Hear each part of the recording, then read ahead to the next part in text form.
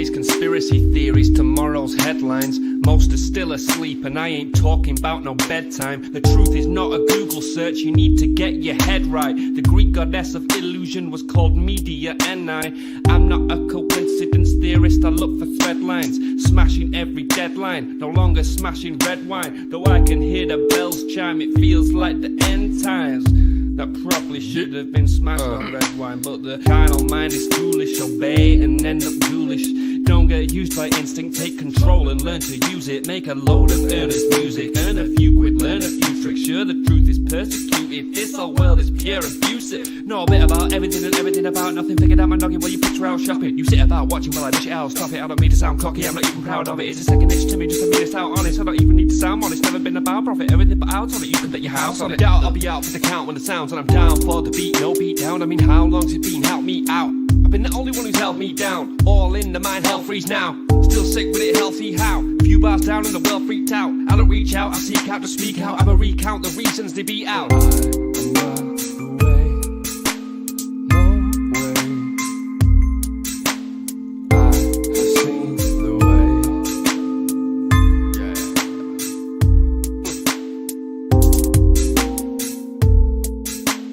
Seek, speak, repeat, there's no way. Hello. Welcome everybody to the 509 Divine Pines podcast. I'm your host, Joseph Daniel Pena. Thank you for tuning in with me on a Twitter Tuesday. It is June 2nd, 2026. Thank you for staying alive and staying blessed, staying happy. We are grinding through the year. I'm getting thicker, getting better, getting healthier, getting smarter, sharper, looking fresher, younger. You know, I'm growing the beard out little by little using beard oils and that beard roller. Next week on my podcast, I will be having on a special guest talking about water. And soon afterwards, we'll have another guest talking about water. I think it's going to be a good year. Just have some grounded and based episodes and have some very professional topics. And so if I'm going to be having on a guest here in the future, I think it's going to be a lot of enlightening things. I don't want to go ahead and you know get into debates or start bringing on Hollywood like individuals. That's not what this podcast is for. That's not what this broadcast is for. I pretty much started this so that I can have enlightening conversations, powerful conversations, learn things, break into the dimensions, help break the matrix, elevate my mind, body, and soul. And I'm gonna do that with everybody around. So my guests, I want that type of energy. My friends and family, I'm definitely gonna be promoting that type of energy, and I already do. So this is, that's the aim of my podcast and my life from here on out. Like elevate my mind, body, and soul, so that way we can go ahead and see the best us, the best versions of ourself and our community. And also, I think that we're living in a new age, a new time where, because of the internet, we all can actually have a chance to heal our lives or figure out how to defend our lives. Whereas, like 100 years ago, 200 years ago, people, they weren't reading, they didn't understand these brighter concepts. People's spirituality was kind of dimmed. Nowadays, we don't have to be worshiping all crazy gods. What we can understand that there's some very powerful knowledge that can help us, and water is going to be one of the major topics. I have to close my door because my dog just suddenly wants to be loud. But before I do that, let's get into today's first video. Woo woo! I need a soundboard guy, and I could probably do some soundboards myself. I'm just gonna have to get the program. Anyways, here is the octopus conspiracy. Okay, let's jump right into a massive, sprawling conspiracy, one that literally cost an investigative journalist his life. We're looking at a deeply complex web of covert operations, private contractors, and off the books intelligence networks, all tied to high level Justice Department software and secret foreign wars. In this explainer, we're going to break down the exact case files that independent investigator Danny Casolaro was building, right up until his, quite frankly, deeply suspicious death. We really have to ask ourselves, what exactly did Danny Casolaro uncover that made him such a massive target? He wasn't just looking into a single isolated crime. He was trying to impose order on pure chaos, connecting dots that the most powerful people on the planet desperately wanted kept apart. So, what was this dark picture forming in his notes? Well, to understand his death, we first need to look at what he called the shadow government octopus. Casolaro gave the beast he was hunting a name, and the octopus perfectly captures how this whole thing actually operated. So, the crucial point here is that after the 1970s congressional investigations exposed all those rampant CIA abuses, the intelligence community didn't just stop, they adapted. Disgraced operatives didn't go to jail. Instead, former intelligence directors, mafia bosses, and rogue weapons manufacturers, they essentially all teamed up. They set up private subcontracting firms to do the government's dirty work. We're talking massive money laundering, illegal arms dealing, covert ops, but entirely through private corporate entities with absolutely zero congressional oversight. They were completely a law unto themselves. And this quote brilliantly illustrates that total impunity. This is a real statement from Robert Booth Nichols, a central figure in The Octopus, talking to an assistant U.S. attorney. He openly admits to evading taxes on millions of dollars across 4 decades. And the kicker, he never faced federal prosecution for it. Like he confidently declared, he operated in a special legal category where he would never be bothered by the U.S. government. The laws just literally did not apply to him. Which brings us to the actual investigation that got Danny Casolaro killed. Casolaro wasn't just chasing a single headline. He was meticulously mapping out the entire system. He spent his days sorting through thousands of pages of sealed court docs, digging into corporate ledgers, and tracking down exiled intelligence assets all over the globe. He was looking at the theft of the Promise tracking software, secret weapons testing on the Cabazon tribal lands, illegal arms sales to the Nicaraguan Contras, and even the mafia's deep infiltration of MCA in Hollywood. Now, to a casual observer, these sound like completely random events, right? Like, what does a Native American reservation have to do with Hollywood mobsters or stolen software? But Casolaro was frantically trying to prove they were all interconnected, different tentacles of the exact same beast. And right at the center of that beast was a man named Robert Booth Nichols. Nichols was Casolaro's primary suspect, and weirdly enough, his eventual informant. He perfectly embodied the very heart of the octopus. We heard his quote earlier, but let's really look at the guy.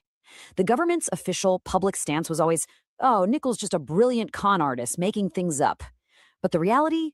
The Department of Justice routinely sealed his case files. The FBI actually documented his access to highly classified government databases and restricted global networks. So it leaves us asking, was Nichols just a brilliant con man spinning tall tales? Or a deeply protected black ops super spy? Or, terrifyingly, both? Moving on to the stolen software and secret arms. What's absolutely fascinating is how this network structurally operated through corporate cutouts to keep their hands entirely clean. Let's look at exactly how they pulled this off. This is essentially the blueprint of a shadow operation. You have Wack and Hunt, this massive private security firm heavily staffed by former intelligence directors. You combine them with Meridian Arms, a weapons manufacturer led by none other than Robert Booth Nichols. Then, you put their joint venture on the Cabazon Band of Indians Reservation. Why? Because it operates under sovereign tribal law, meaning state and federal authorities cannot easily intervene. By merging private security, sovereign land protections, and elite weapons developers, they effectively created a completely off-the-books domestic CIA operation, quietly authorized by back channels in the National Security Council. And this project didn't just sit around. It escalated, and it escalated fast. By late 1981, they were actually hosting Nicaraguan Contra generals right there on the reservation, field testing advanced night vision scopes and modified sniper rifles. They used this private sovereign land to supply illegal arms to the Contras, completely bypassing strict congressional bans. And it didn't even stop at firearms. By 1983, the source material shows they were actively trying to solicit contracts for biological and chemical weapons, right before the entire venture suddenly dissolved a year later, following a very mysterious trip to Australia. But the octopus wasn't just operating in foreign jungles, you know?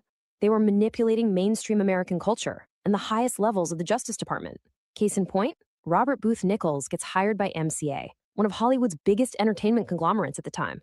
Well, federal investigators uncover that MCA is deeply infiltrated by the mafia, who are relentlessly extorting their record and videocassette divisions. But right as a massive DOJ strike force is preparing sweeping federal indictments, immense political connections are leveraged. U.S. Attorney General Edwin Meese steps in and literally shuts down the active federal criminal investigation from the very top. The tentacles protected their own. So what happens when you poke the beast? You pay the ultimate price. Castellaro's obsessive mapping of these exact connections ultimately sealed his fate. He was getting way too close to the central nervous system of the octopus. And the crown jewel of his whole investigation was Promise. This was a revolutionary software program originally designed to track cases for the Justice Department. But according to the sources Castellaro chased, rogue intelligence agencies stole it, installed a digital backdoor, and sold it to global banks and foreign governments. It became the ultimate financial surveillance tool. It allowed the intelligence apparatus to seamlessly track dark money globally. And Castellaro firmly believed he was right on the verge of proving this massive software heist. Then comes the threat. Nichols, who, remember, was acting as both informant and prime suspect, delivered a chilling warning directly to Castellaro. If you continue this investigation, you will die. This wasn't a vague Hollywood movie threat. It was real, and it came just weeks before the end of the line. Let's look at Castellaro's final days. He was spending hours on intense late-night phone calls with Nichols. Nichols even flew to Washington, D.C. for a multi-day face-to-face meeting with him. Shortly after that, in August 1991, Danny Castellaro was found dead in a hotel room in Martinsburg, West Virginia. Now, while the FBI internally considered his death to bear all the hallmarks of an organized crime murder, officially, it remains unresolved to this very day. But here's the thing. The story didn't end in that hotel room. The system actually survives today. The octopus didn't die with Castellaro. Nichols spent his final decades continuing to blur the lines between intelligence operative and high-stakes con artists. It's wild. He completely infiltrated a fraudulent Wall Street hedge fund run by a guy named Sam Israel, stringing him along with tales of a secret elite global bond market. Nichols orchestrated this incredibly elaborate ruse that included a deadly staged shootout in Hamburg, Germany, and successfully scammed Israel out of $10 million for allegedly fake 1930s Federal Reserve bonds. And then, Nichols had his own highly suspicious death in a Swiss hotel room in 2009. What you should really take away from this explainer is that Castellaro wasn't just uncovering some quirky 1980s anomaly. The octopus wasn't just a conspiracy. The structure he lost his life identifying, it was a prototype. The terrifying, lawless network of private contractors operating completely above the law that Castellaro died trying to expose is now basically standard operating procedure. Privatized intelligence is the norm. Today, when modern intelligence agencies or militaries want to conduct highly sensitive ops without public scrutiny, they simply pass the contract to a private corporation. We see private military contractors running massive black budgets and deploying tactical forces into active conflicts worldwide. Plausible deniability isn't just a sneaky spy tactic anymore, it's evolved into an entire global industry, utterly devoid of congressional oversight. Which leaves us with one final, deeply unsettling question about the world we live in right now. The architects of the octopus proved that with the right corporate cutouts, you can act with total impunity. Danny Castellaro found that out the hard way. So if the prototype was this deadly, we have to ask ourselves, whose tentacles are wrapping around the truth today?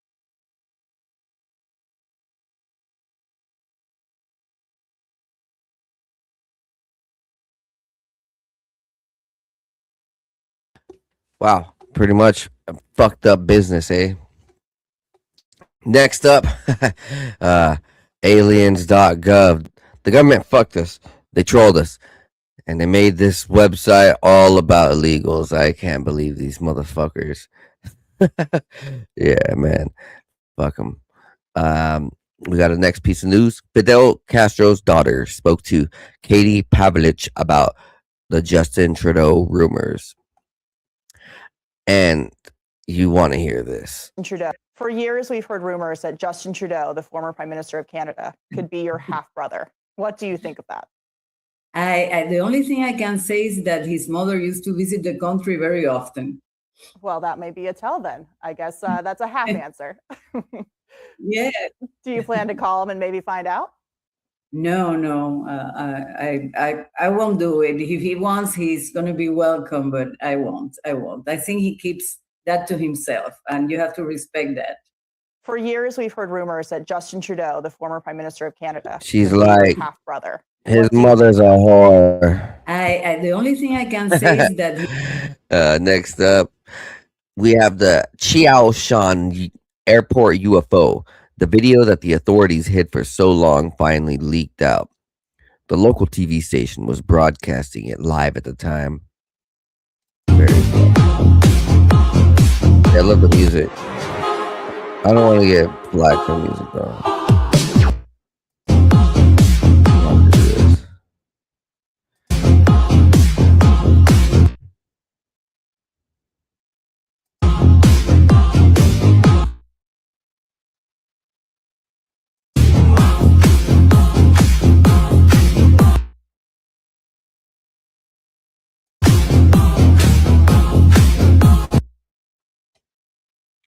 It seems like there's a lot more UFOs coming out. Wow, so there's like blue lasers coming out of this thing like a shield almost, it seems like. Then there's like another orb behind it and going back and forth, a smaller orb and a bigger orb around that. Is that the moon? I can't tell exactly. But what I do know is that shit's getting crazy, man. Shit's getting crazy. Alien invasion is right on our doorstep. Either that or these government agents are pulling some strings. Here's a rare video from Area 51 S4 facility. In the early 2000s, a microbiologist turned UFO whistleblower, Dan Burdish, claimed that he worked on secret programs studying the infamous NHI J-Rod. This documentary with him, or this interview, is nearly an hour and a half, so I'm not going to play that right now. Next up, Charlemagne admitted to watching R. Kelly's sexual acts and calling them incredible, and pretty much says that he enjoyed what he saw with this R. Kelly, like the performance wise. He's sick. Charlemagne is sick. Charlemagne is still battling his SA battery case from Jessica Reed, who now lives in pain and in fear for the rest of her life because Charlemagne just seemingly has the right money and people to make those type of things go away. Fuck Charlemagne. He's a reptilian, just like these statues out here. This is out in Paris. Look at Versailles. What is going on right here? Frogs with reptilian people. Reptilian people. What an imagination they had in the 1700s. So we've seen dragons. Now we've seen reptile people. Who does that represent? Are they Irish? I'm Irish. I've never seen a reptilian. Come on, man. Make it make sense. Come on, King Henry, King Louis, whoever it is. Explain this to me. Naysayers in the comment section. Who are these reptilian people? So look, the second row means defiance. This, it's the transformation into the reptilian people. That's what it said. Then they said the bottom rank is their humiliation. Come on, man. Let's get into it. This lady's like scared for her life. This person has 1, 2, 3, 4 fingers. What is it, like the AI version?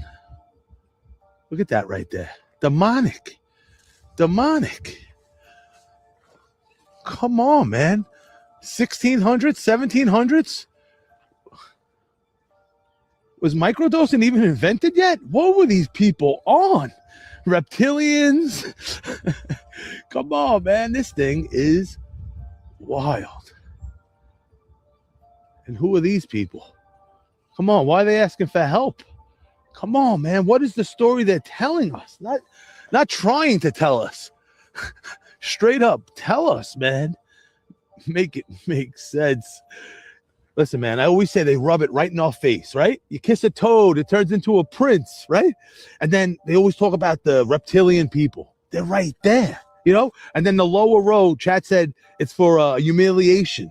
What do we talk about now? Diddy and all that, what happened, the humiliation process. LeBron James, when they made him wear a dress, humiliation process of the elites. And where are we?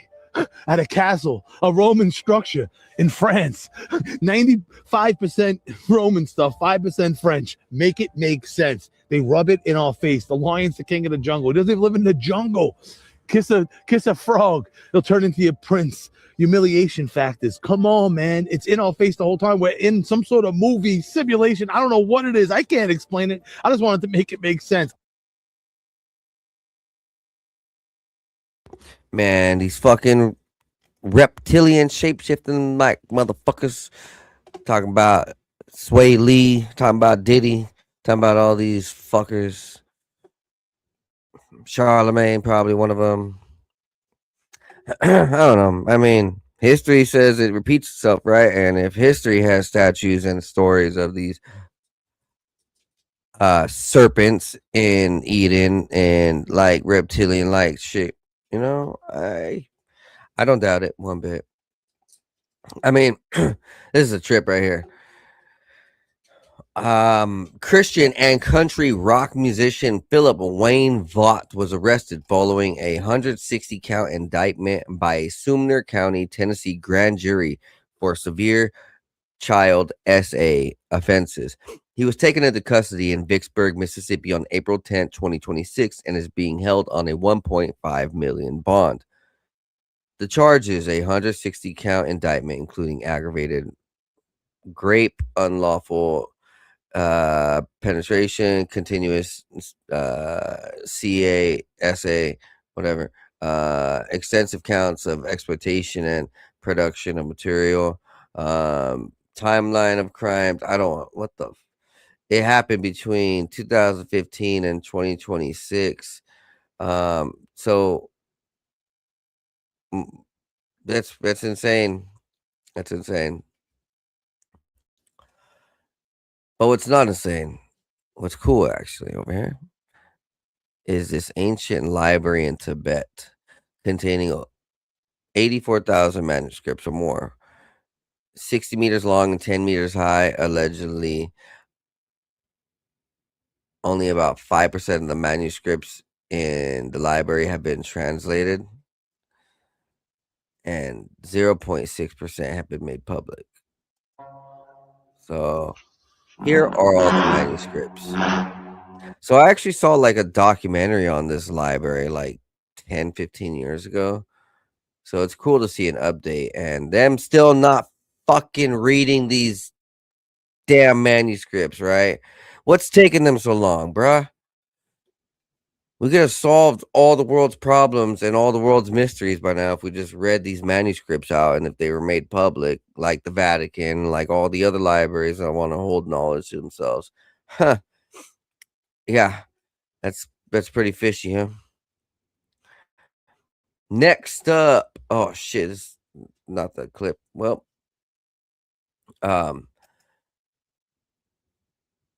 our pensions and 401ks are set to be taken by banks and billionaires at the leisure of their agendas. BlackRock CEO Larry Fink declares Americans' 401ks, savings, and pensions will be used to fund data centers and new power infrastructure. And President Dump passed an executive order that gives billionaires unacceptable access to these funds. Let's see if this clip will get it. It will make it illegal for Americans to form class action ERISA lawsuits to hold fund managers accountable when they invest your money badly in private equity, private credit, or crypto. It's granting them immunity. And it has only one benchmark to ban your ability to bring a lawsuit. And that benchmark is moderate due diligence with zero definition for what that means. That could mean looking at a prospectus. That could mean sitting on the guy who runs that fund manager's yacht and getting a really sweetheart kickback compensation structure for recommending this to your investors. right, to your pension holders, your 401k holders, and looking at that prospectus and going, this feels moderately investigated. It could literally mean just that. And you are no longer able to hold them accountable when they invest your money in these 401ks and your 401ks, your pensions into these private equity and private credit markets, which are in a bubble that is bursting in real time, that is begging for a bailout right now of $12 trillion. Well, conveniently, right now, in dry powder available in the 401k structures, there's about $12.8 trillion available. And so as long as they pass this rule, your 401k is going to be free range for these billionaires to get bailed out of their own bad investments. Your 401k is going to be free range for these billionaires to get bailed out of their own bad investments. Talk about some bullshit from the government after they've already sold us out completely. They're willing to sell us out more. It's almost like these guys aren't for us. These guys aren't our friends. Fuck no. The government is not our friend. Next up, trip out on this. Whoever plays Grand Theft Auto, well, there is a trippy connection between, well, the Grand Theft Auto creator and Epstein. Epstein victims accuse Grand Theft Auto producer of SA assault, right? And a lot of it. So he was in the Epstein documents, more than likely at Epstein's Island. This dude is part of that dark, twisted sex cult with either blood or children or both. And here's a crazy conspiracy between Manhunt and Grand Theft Auto. Trip out.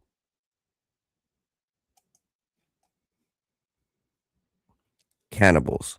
In the game, you would be surprised. Of a snuff film ring being run from the estate's confines. Linked to this ring is Carcer City's own police chief, Gary Schaefer, whose lawyer stated that he intends to plead not guilty. Carcer City. A good day for law and order as police chief Gary Schaefer was cleared of corruption charges in a controversial decision by the courts. Let's hope those of a snuff film ring being run from the estate's confines. Linked to this. So, trip out. We're going to keep on going more with this real quick.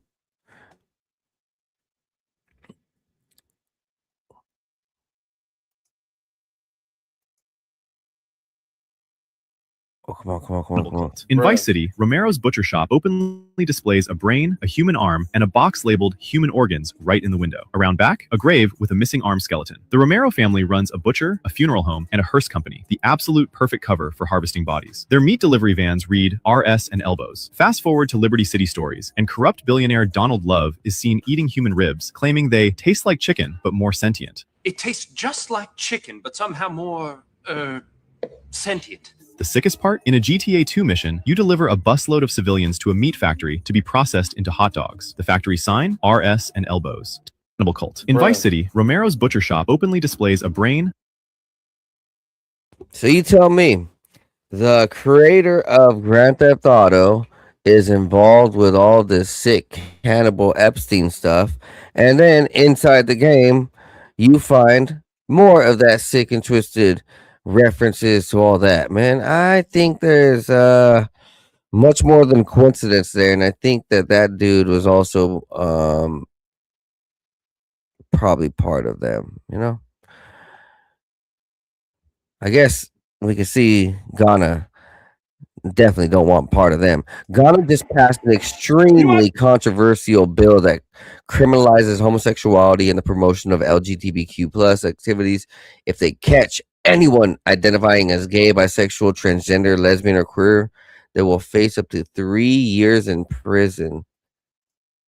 The Human Sexual Rights and Family Values Bill 2025 is duly read for the third time and passed. I I submit that your arguments are in bad faith. Majority leader, in bad faith. In bad faith. You are doing the mystic politics. You want to deceive the people of Ghana. Leader, Who told resume your you? seats. Who told you, majority leader? Both Who told majority you, majority and leader, that minority you want to leader, pass an resume your anti-LGBT bill? seats. You don't want to. Both minority. The human sexual right.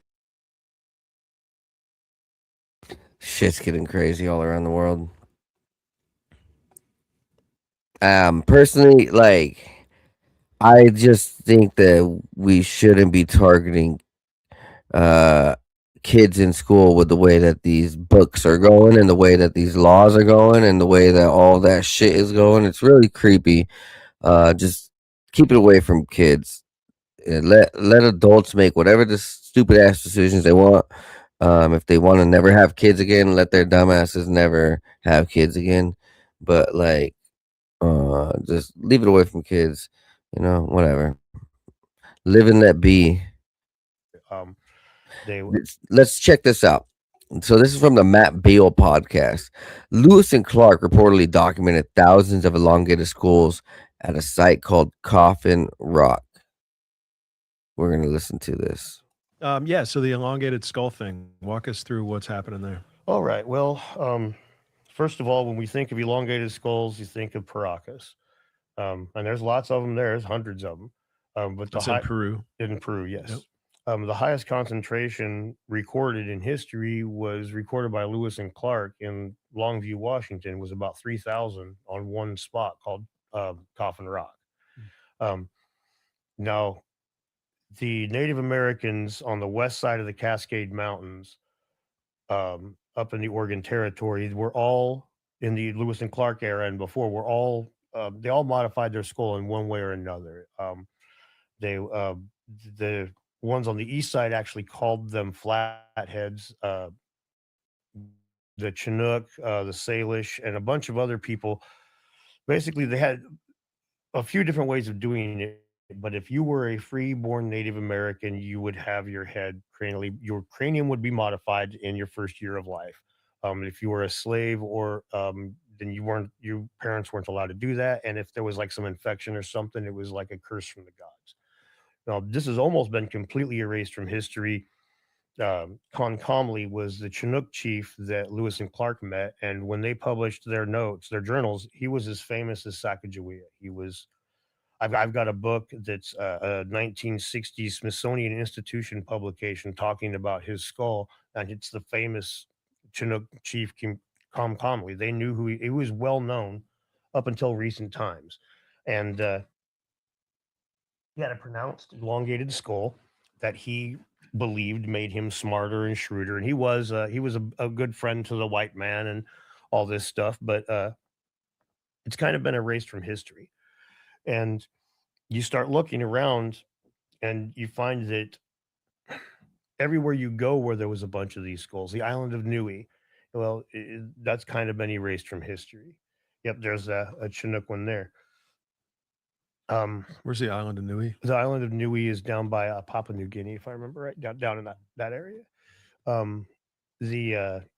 There was a skull that was 96% as wide as it was tall, found in the island of Niue, and you can't see pictures of it. You can't see drawings of it. In Hawaii, they did a study in the 80s, and there was 8.6% of the native skulls that they dug up were artificially modified. No pictures exist, and this is probably the first you've ever heard of that. Yeah. In the 80s. In the 80s, they did this study. There's two maps, the two big smoking gun ones, though. There's a paper, and I'll send this to Ryan so that he can pull it up for the edited version, because they're a little bit of a pain in the butt to find, but I've got them saved. There was a 1938 book from a Spanish book about artificial cranial modification, and in it there's a map of the distribution of artificial cranial modification throughout the world. And then there's a peer-reviewed published paper from 2016 that shows it. Part of what it shows is the same. There's a map inside of it that also shows the distribution. And The one that's from 80 years later is missing Nui, is missing all the Pacific Islands are erased. There's huge swaths of the area that were on the original map that are gone. And this is quite the opposite of what we've all been told. Science gives us more knowledge as time goes, it's erasing it. And if you ask to see these skulls and stuff, if you like really push, they'll be like, yeah, we've got these, but they're not available to anybody who doesn't have a degree, and you have to go to the museum, and we can't publish or any drawings. And they call it cultural sensitivity, but it's a ubiquitous practice across the entire world. And if you look at this map, the distribution, it's all around. As a matter of fact, Ryan, if you could pull up artificial cranial deformation map, and it'll be like a black and white map. You'll see it. It'll come up pretty quick. There'll be a triangle blown up in the middle, and it's important to show you a map because it's very coastal. Around the world, you can see it's a coastal practice. There's places where it goes inland, like the Mississippian culture and stuff, but by and large, there it is. Good job, man. See, I mean, this is extremely coastal practice, right? But is that because people were generally coastal, and that's because we're digging near coastal places? That's quite possible. But it's also quite possible that it's due to contact between the different people. Paracas has the Candelabra of the Andes is right there, and that's visible 12 miles out to sea. And I imagine of the Kelp Highway hypothesis. It's been a while, but okay, the peopling of the Americas, what you were taught in school, was like the Siberian land bridge, right? Yeah. The Kelp Highway hypothesis is basically that people came from Asia and just kind of hopped down the coast. Yeah, with boats. right. And if that's the case, that would explain. They could get all up and down really quickly, and so that would explain why you have people from the Pacific Northwest potentially in contact with the people from Paracas. But I'll give you the one that's even more of a smoking gun for the open conspiracy side of things. Was in the early 30s, or maybe it was late 30s even. Nelson Rockefeller learned of the Paracas skulls. Now, the skulls in the Pacific Northwest were looted like crazy. I should preface with that Con Comley, the chief I mentioned earlier, his head was cut off 3 years after he had died, even though he was a friend to all the settlers, and the natives had gone on their way to hide his body. They cut off his head and shipped it to Cambridge, and it got repatriated like a century later. But there was this mad dash for those elongated skulls, and tons of them were stolen and looted and sold. So by the time Rockefeller gets on the scene, that's done, that's gone. But when he hears about the Paracas skulls, the history flat out records it as he dropped everything basically and took an emergency trip to Peru. He paid $3,000 for either 4 or 5 bundles, which the Paracas mummies come in these big grave bundles with these fancy tapestries and stuff. And those skulls from those bundles were displayed in the Met. They were displayed in the National History Museum in New York, and they were eventually repatriated. There's no pictures, there's no drawings, there's no measurements. And what years were they displayed? I want to say 38, 39, right in there. It was before World War II. But they're gone now. There's no image of any of them. And when they repatriated them, they're lost. They didn't. The Peruvian government doesn't know which ones that Rockefeller chose. And to return to what we were talking about earlier with selection bias, Nelson Rockefeller is walking around a room full of 500 grave bundles or 200 grave bundles, and he cherry picks 4.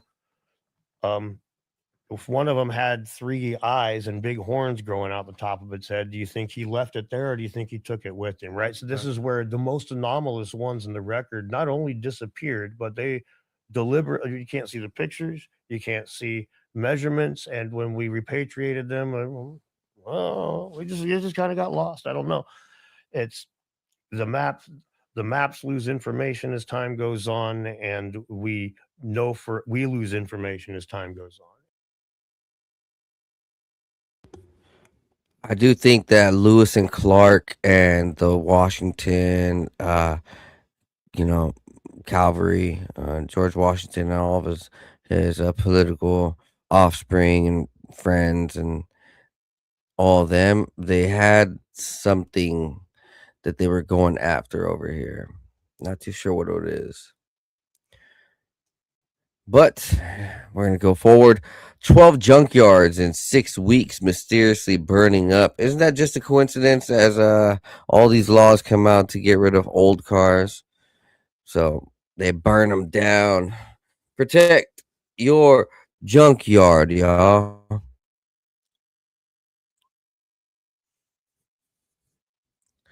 Next up, massive. Former Navy SEALs and Special Forces operators are running a murder for hire program out of a $7 million mansion in San Diego. $1,500,000 per month, $40,000 per operator. Bonuses per kill. A lawsuit just unsealed in federal court. This Spear Operations Group, led by former commando out of San Diego, with the client UAE government, 23 targets, multiple kills confirmed.